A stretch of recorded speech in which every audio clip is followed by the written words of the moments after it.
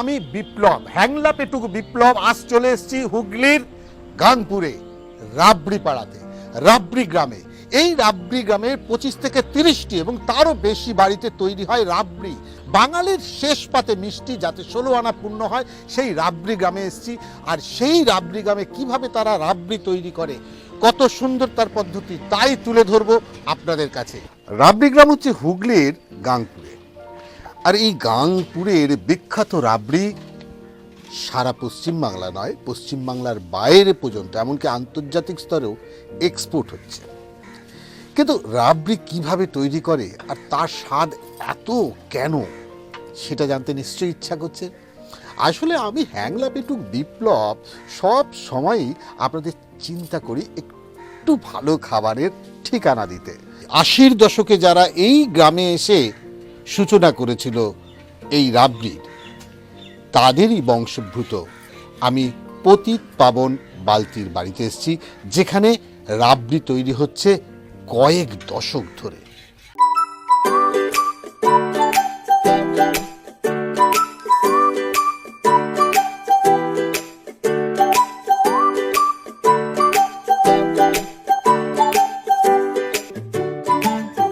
আশির দশকে কলকাতা কালীঘাট থেকে চলে এসেছিলেন দুই ভাই এই গাংপুর গ্রামে। তারা এখানেই থাকতেন, কলকাতায় গিয়েছিলেন মিষ্টি তৈরি করতে, সেখান থেকে শিখে এসেছিলেন এই রাবড়ি তৈরি। মূলত রাবড়ি বেনারসের, কিন্তু সেই বেনারসের শিল্পটাকে দুই ভাই হাতের তালুতে করে নিয়ে এসেছিলেন, মগজবদ্ধ করে নিয়ে এসেছিলেন তাদের গ্রামে। আর সেই গ্রামেই তারা দুই ভাই মিলে প্রথমে শুরু করেছিলেন রাবড়ি তৈরি। একে একে তাদের দেখে এই গ্রামের মানুষ উদ্বুদ্ধ হয়ে একেবারে 50-60টা পরিবার আজকে এই রাবড়ি তৈরি করছেন, যে রাবড়ি আজকে আমাদের সারা বাংলার বিভিন্ন প্রান্তে ছড়িয়ে যাচ্ছে।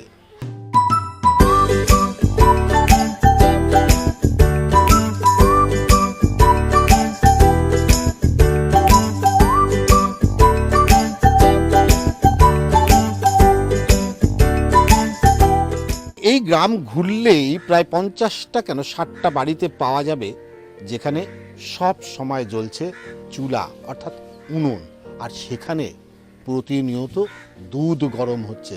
আর সেই দুধ থেকে একেবারে পলক ফেরার মুহূর্তে মুহূর্তে তুলে নেওয়া হচ্ছে সর, আর সেই সর থেকেই তৈরি হচ্ছে রাবড়ি।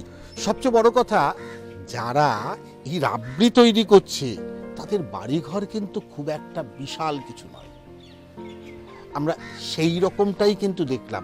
বংশ পরম্পরায় সেই যে প্রথম যিনি ছিলেন পান্নালাল বালতি এবং মনসা বালতি, তাদেরই পরম্পরায় যিনি এই বাড়িতে থাকেন। আজকে সেই বাড়ির দশা দেখুন, যারা সারা কলকাতা মানুষের মুখে মিষ্টি দিচ্ছে, স্বাদ দিচ্ছে, আজকে তাদের জন্য দশা। তারা আপনার মুখের যখন অন্ন দিচ্ছে, আপনি ভাবছেন একটা রাবড়ির দাম শুনে যখন ঘাবড়ে যাচ্ছেন, সেটাতে যে কত পরিশ্রম হয় ভাবতে পারবেন না।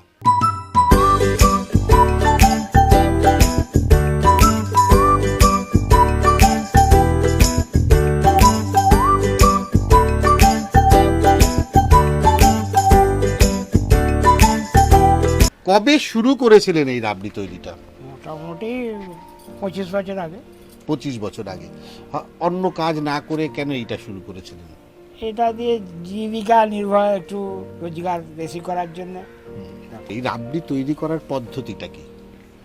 পদ্ধতি, দুধ আসে, এবার দুধকে জাল দিয়ে যেরকম সৎ তোলা হয়, এবার একে কেটে এবার আমরা নিয়ে যাই দোকানে দোকানে, এবার বেচাকেনা করে আসি।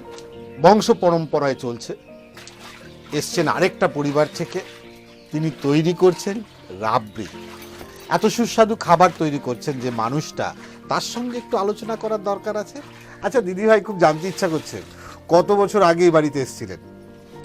আমি এসেছি বাড়িতে 23 বছর আগে। 23 বছর আগে? হ্যাঁ। আর সেই তখন থেকে এই রাবড়ি তৈরিতে হাত লাগিয়েছেন? হ্যাঁ, অল্প প্রথম এসেছি, এসে রাবড়ি পিস বিজনেসেই ঢুকানো হয়েছে। আমি রাবড়ি করতো। আর এই রাবড়ি করতে করতে কি রাবড়ির প্রতি ভালোবাসা তৈরি হয়ে গেছে? হ্যাঁ, রাবড়ির ওপরই ভালোবাসা, রাবড়ি সব আমার। যদি বলি হুগলি একদম জেলার প্রত্যন্ত গ্রামের যে বাড়ি বাড়ি থেকে যে দুধ, গরুর দুধ, সেই গরুর দুধটাকে সংগ্রহ করে প্রথমে এইখানে আসে, তারপর সেই দুধটাকে আপনাকে এই কড়াইতে দেওয়া হয়। এবং দেখুন, সবচেয়ে মজার বিষয় হচ্ছে দুধটা আমরা বাড়িতে কি করি, দুধটা আমরা জাল দিই, কিন্তু এখানে দেখুন দীর্ঘ সময় দুধটাকে জাল দেওয়া হচ্ছে। আর এক হাতে রয়েছে কিন্তু আমাদের বাংলার সেই তাল পাতার তৈরি পাখা, যেটা দিয়ে বাতাস দেওয়া হচ্ছে, হাওয়া দেওয়া হচ্ছে। তবে মজার বিষয়, এবং এখান থেকে প্রতিনিয়ত, মানে নজর ফেরানো যাবে না, প্রতিনিয়ত নাড়তে হবে। আর এর শটটাকে তুলে তুলে আস্তে আস্তে ধীরে ধীরে সাইডে তুলে রাখতে হবে, যেটা পরবর্তীকালে রাবড়ির সবচাইতে মুখ্য উপকরণ হবে। এই মুহূর্তে আরেকটি কারখানাতে এসেছি, এটি হচ্ছে তোমার নাম বোধহয় পলাশ, তাই তো? পলাশের কারখানায় এসেছি। পলাশের কারখানায় 3টে চুলো জ্বলছে, আর সবসময় দেখছেন এক হাতে পাখা রয়েছে, কারণ ক্রমাগত পাখার হাওয়া এখানে দিতে হবে শটটা বার করবার জন্য। পলাশ, এই রাবড়ি তৈরি মূলত কিভাবে করতে হয় যদি একটু বলো। রাবড়ি তো প্রথমে দুধ, মানে কড়াই দুধ দিতে হবে, দুধ দিয়ে এবার আঁচ দিতে হবে, ফুটে যাবে দুধটা। ফুটে যাওয়ার পর তাওয়াটা বন্ধ করে দিয়ে অল্প অল্প ফুটবে। আর এই পাখা দিয়ে, আর এই একটা বাঁশের কাঠি আছে, বাঁশের কাঠি করে কড়ার গায়ে এরকম লাগাতে হবে, শটটাকে লাগাতে হবে। শটটাকে লাগাতে হবে। এরকম লাগাতে লাগাতে কন্টিনিউ প্রায় 1 ঘন্টা লাগানোর পর দুধটা মোটামুটি কমে 1.5 কিলো মতো লাস্ট দাঁড়াবে। ওটাতে 500 গ্রাম চিনি দিয়ে ফুটিয়ে, মোটামুটি কতটা দুধ এক একটা কড়াইতে থাকে? প্রথমে 7 কিলো, কোনো কোনো কেউ 6 কিলো করে, 6 আচ্ছা। কিলো বা 7 কিলো। এই করতে করতে এটা কততে গিয়ে ঠেকবে লাস্টে? 1-1.5 কিলোই দাঁড়াবে, দুধটা গিয়ে লাস্টে হ্যাঁ, থাকবে। 1-1.5 তুমি সারাদিনে কত কেজি সেই করছো? আমি মোটামুটি 18-20 কিলো মতো বিক্রি করি। এখন মোটামুটি দাম কি আছে রাবড়ির? এখন মোটামুটি 300 টাকা নর্মাল হয়ে গেছে, কারণ দুধের যা দাম, কয়লা, সব গাড়ি ভাড়া সবই বেড়ে গেছে। 250 করে মোটামুটি নেওয়া হচ্ছিল, তো মোটামুটি এই মাস থেকে, মোটামুটি সামনের মাস থেকে, এই জানুয়ারি, এই ডিসেম্বর থেকে মোটামুটি 300 করে করে দেওয়া হয়েছে। আচ্ছা, রাবড়িটা করতে যে সময় লাগে, যে ধৈর্য লাগে, সেই মূল্য কি রাবড়ির পাওয়া যায় একজন রাবড়ি? না, আমাদের গ্রামের বাড়ি, আর মানে সেরকম কোনো ব্যবস্থা নেই, তো একটা যা মোটামুটি একটা চলে যাওয়া বাড়িতে চলে যাওয়ার মতো, বাড়িতেও থাকতে পারছি, এরকম একটা ব্যাপার আছে।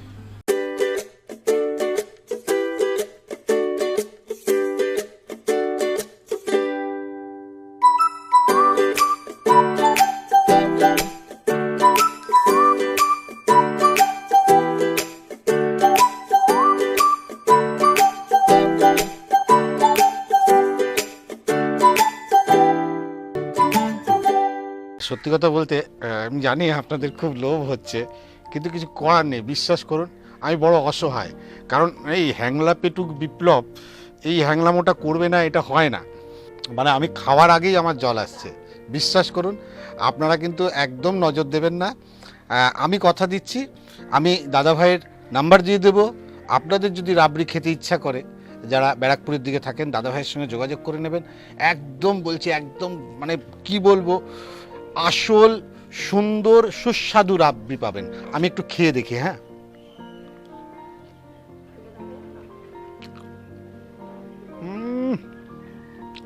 কোনো কথা হবে না।